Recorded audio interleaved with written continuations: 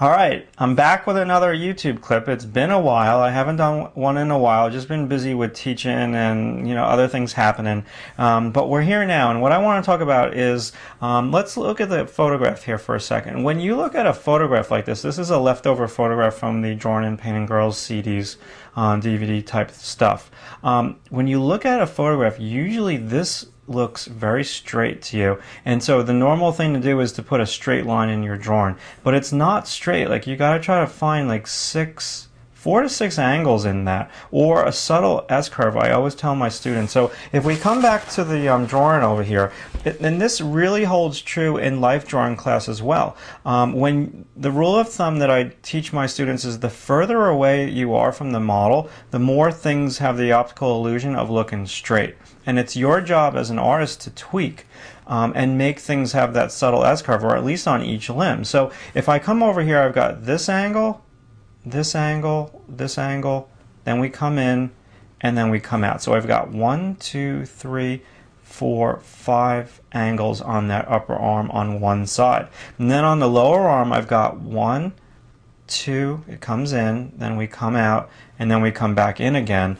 But you're not going to draw with angles, because if you draw with angles, then your drawing is going to look too much like a technique and not graceful with a style. So those 4 to 6 angles are going to be a subtle S-curve, and that subtle S-curve is basically 2 muscle groups. So where this thing kind of comes out a little bit is her triceps flexing slightly, and then we've got like her forearm. So this is a muscle separation group between her deltoid, I believe, and her triceps. And then if you go on the inside of this arm right now, it does seem a little straight. So it's my job right now to push the angle. So I'm going to push this in.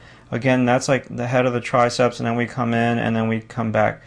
Come in, come out, come in, and then we come into that fabric. And plus the fabric is pushing it. So this is a toughie because you got to do it, but you got to also be selective on how much you do it, and also ask yourself the question, who am I drawing? Am I drawing like a muscle dude, or am I drawing like a girl, or is it a girl that has tons of muscles? I don't know what your drawing is going to be, but I usually don't do like a muscular women in my drawings. I usually just have like regular girls, whatever. So I don't want to do too much of the angular stuff, so I'm going to kind of keep it subtle.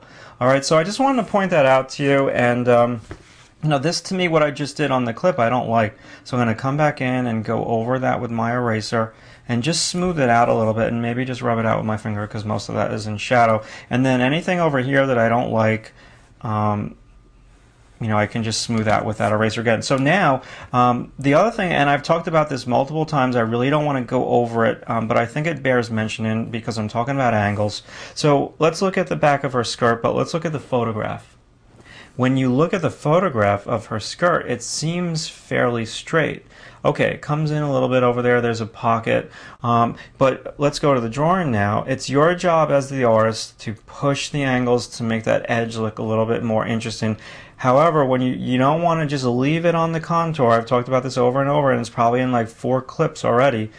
So yes, you're going to do the angles. That's what this little tutorial is about. However, you're going to roll in, roll in, roll in, roll in, wrap around the form, roll in, and disappear, so you don't leave it on the edge, and this gives your drawings a little bit more volume. Okay, so let's leave it at that. And what am I working on lately? I am working on creating a whole new line of photo reference CDs, and they're also going to be downloadable. So if you don't have access to a live model, I am going to be working on photograph, and I've already got one done. A whole bunch of new reference CDs that are really high quality, shot in RAW, not JPEG form. Okay, so been working on that, and I've also been shooting a lot of reference for my new fabric DVD that hopefully will come out in mid to late March. Alright, see you soon.